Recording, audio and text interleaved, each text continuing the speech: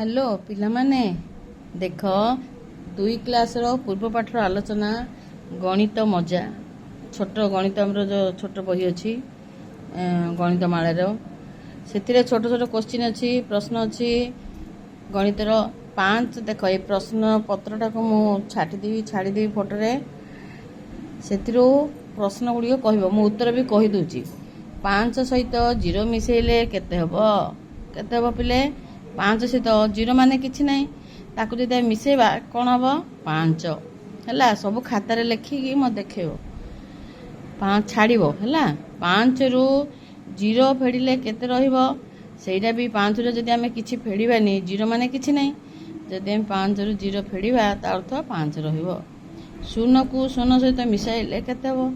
0 ମାନେ ତାର ମୂଲ୍ୟ ନାହିଁ। ଦୁଇଟା ଯାକ ଯଦି 0କୁ ଆମେ ମିଶାଇବା କ'ଣ ହେବ? 0 ରହିବ। 5 ସହିତ 3 ମିଶାଇଲେ 0 ଫେଡ଼ିଲେ କେତେ ହେବ? 5 ସହିତ 3 ମିଶାଇଲେ କେତେ ହେବ? 8। 8 ଯଦି ଆମେ 0 ଫେଡ଼ିବା, 0ର ମୂଲ୍ୟ କିଛି ନାହିଁ, ତା ଅର୍ଥ 8। ଦେଖିଲ, ଏଇସବୁ ଗାର ମଧ୍ୟରେ ଲେଖିବ ହେଲା। ଏଇଟା ସବୁ ଏଇଟା ଗାର। ତାପରେ 8ରୁ 8 ଗଲେ କେତେ ରହିବ? 8ଟା ଅଛି, 8ଟା ଜିନିଷ ଅଛି, ଆଉ ସେଥିରୁ 8ଟା ଜିନିଷ ଆମେ ବାହାର କରିଦେବା, କେତେ ରହିବ? 0 ହେଲା। 8ରୁ କେତେ ଫେଡ଼ିଲେ 5 ରହିବ? 8ରୁ 5 ଗଲେ କେତେ ରହିବ? 8ଟା ଗାର ଟାଣିବ, ସେଥିରୁ 5ଟାକୁ ମିଟାଇ ଦେବ, ଆଉ କେତେ ରହିବ? 3। 6ରୁ କେତେ ଫେଡ଼ିଲେ 0 ରହିବ? 6ରୁ ଆମେ କେତେ ଫେଡ଼ିଲେ 0 ରହିବ? 6ରୁ ଆମେ ଯଦି 6 ଫେଡ଼ିଦେବା, 6ରୁ 6 ଫେଡ଼ିଦେଲେ ଆଉ ତାର କିଛି ରହିବନି, ତା ଅର୍ଥ 0 ରହିବ ହେଲା। 8ରେ କେତେ ମିଶାଇଲେ 20 ହେବ? ହେଲେ ଆମେ କ'ଣ କରିବା ପିଲେ କହିଲ? ଆମେ କ'ଣ କରିବା? 20ରୁ ଆମେ 8 ଫେଡ଼ିଦେବା। 20ଟା ଅଛି, ସେଥିରେ ଯଦି ଆମେ 8 ଫେଡ଼ିଦେବା ଆସିଯିବ। 20ରୁ 8 ହେଲେ କେତେ କହିପାରିବ? ନିଶ୍ଚୟ ଫେଡ଼ାଅ। ଫେଡ଼ିଲା ପରେ ତମେ ମୋତେ କହିବ। 12 ହେଲା।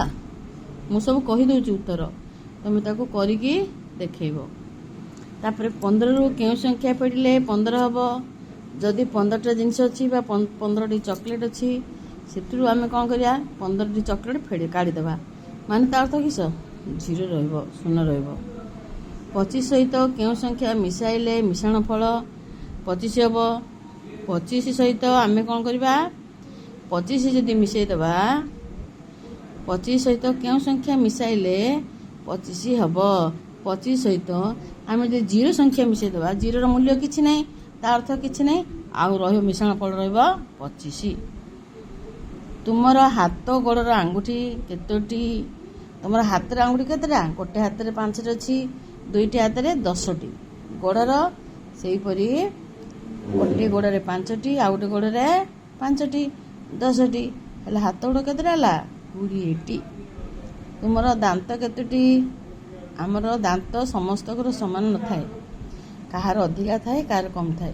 ତୁମ ନିଜର ପାଟିର ଦାନ୍ତ ଗଣିବ, ସେଥିରେ ଲେଖିବ ହେଲା। ତୁମେ ପଡ଼ିଗଲ, ତୁମର ସବୁ ଦାନ୍ତ ଭାଙ୍ଗିଗଲା, ପାଟିରେ ଆଉ କେତୋଟି ଦାନ୍ତ ରହିଲା? ତୁମେ ଯଦି ପଡ଼ିଗଲ, ତୁମ ସବୁ ଦାନ୍ତ ଭାଙ୍ଗିଗଲା, କ'ଣ ରହିବ? କିଛି ରହିବନି, ତୁମେ ପାକୁଆ ପାଟି ହେଇଯିବ। 15ରେ କେତେ ମିଶାଇଲେ 2 10 5 ହେବ? 2 10 5 କହିଲେ ତୁମ ସଂଖ୍ୟାଟି କେତେ ହେଲା? 25। 25ରେ 15 ମିଶାଇବା, 25ରେ କେତେ ମିଶାଇଲେ